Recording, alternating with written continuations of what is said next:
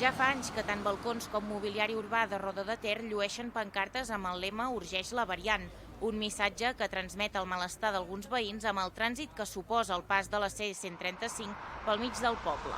Ara el consistori fa un pas més i posa en marxa una consulta popular perquè siguin els mateixos veïns qui ajudin a decidir.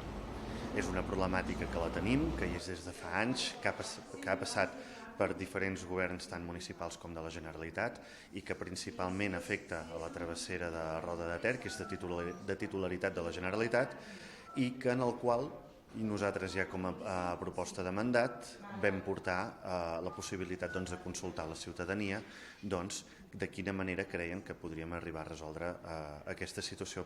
I s'han desglossat al final 7 propostes que creiem que tant tècnicament com a partir de les impressions extretes han d'ajudar a millorar la situació del trànsit. Les opcions que es posen a votació són fruit del treball de la taula del trànsit. 3 provenen de l'estudi elaborat per la Generalitat l'any 2021 i les 4 restants s'han incorporat a partir de les aportacions recollides durant el procés participatiu.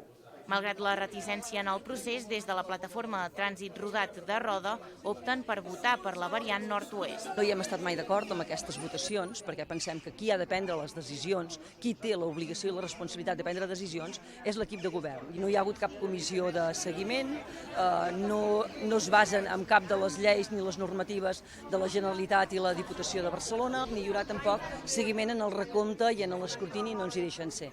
Totes les persones majors de 18 anys empadronades a Roda de Ter poden participar en la consulta i escollir fins a 2 de les 7 propostes plantejades. La consulta ha començat aquest dilluns i s'allargarà fins dijous 16 de juliol, tant de manera presencial a l'Ajuntament com telemàticament.